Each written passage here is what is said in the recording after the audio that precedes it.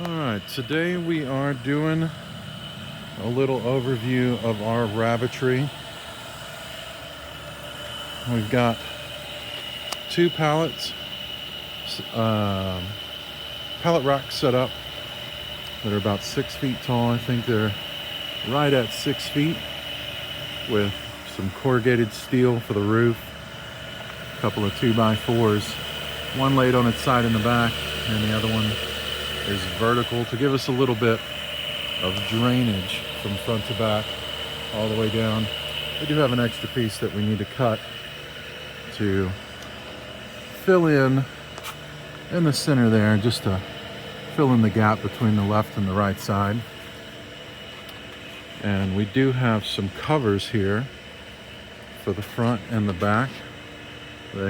Originally the rabbits were all on this side, but we're growing and expanding out, doing some moves, but now we'll kind of get into our rabbits here. We do have our fan on the end, pushing air down through, keeping everybody cool.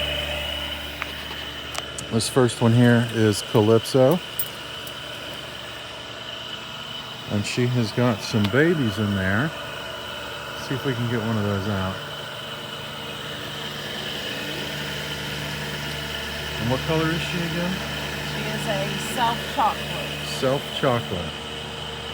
Hard to get a good shot of her right now. The sun's kind of gleaming over her. New mama. Got a litter of 10. So this is probably a lynx. It's got the white belly and the white fur around the eyes and the white fur in the ears. So it is some kind of a goody face. And we think that it's lilac. It's either lilac or blue. So we'll get to see. Go ahead and put that. All right. And then this one here is our upcoming buck. This is Harlequin. And he is what is it? Harlequinized? Harlequinized black chinchilla. And he is 14 weeks old. 14 weeks. And as you can tell, that's his daddy there, but he is already getting close to his size. So that is that's our upcoming breeding buck there. This is the daddy so far of all of these litters, except for Calypso is brought in. She is a different line that we are bringing in for some new genetics in there. But otherwise, Dax has been the father of Harlequin, and then also this litter over here. So it's got some great colors. Really, really good temperament. Probably one of our favorites as far as just overall personality. He's a really sweet bunny. Really nice recessives. Over here we've got Artemis. She is what is it, Japanese Harlequin? No, she's a black chinchilla. Black chinchilla. Different to Harley in that she is a full black chinchilla versus Harlequin, who is a harlequinized chinchilla. That's why he has the split face and the shading. And she has been our main mama so far. And that's mama to Harlequin. So Dax and Artemis is where we got Harlequin down there. This is her current litter. How old are they? They're 3 weeks old. 3 weeks. So we tend to get a pretty consistent mix out of them. These are the white magpies, right? The black magpies. Black magpies. A chestnut, and then a black Japanese. And that's pretty much our normal variation. We did kind of get lucky with Harlequin. He kind of stood out. We've only gotten chinchilla twice out of those. So And we've got the chinchilla eyes on the black magpie, and then the split face. The split face, which Dax has been the one to pass down on there. So even Harley-chin, if you take a look there close, you can actually see the split face there. And he's the one that carries that down, as you can tell. There's a very, very strong split right down the middle there. All right, and so these are our main breeders at the moment. We do have a new one that's just came in recently. We're looking at about 30 days with this one now. This is Tostada, or Toast. And what's the color on this one? She is a black tort. Black tort. A little different than the rest of our lines and colors we've got, but so far seems to have really good personality. Decent size, nothing out of the usual, but not small, not big. But definitely seems to be one of the better personalities we've got as far as a fresh rabbit that's been unbred. 9 weeks old. 9 weeks. So, but we are expanding out. As you can see here, it's kind of the end of the setup.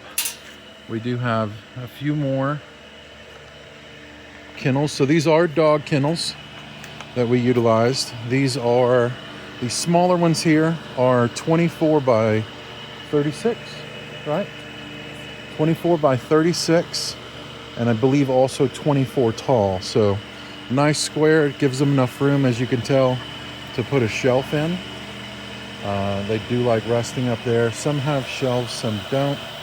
But the plan is this one's obviously a little larger. I believe this is a like a 38 by, it's slightly larger. This is probably 26 tall.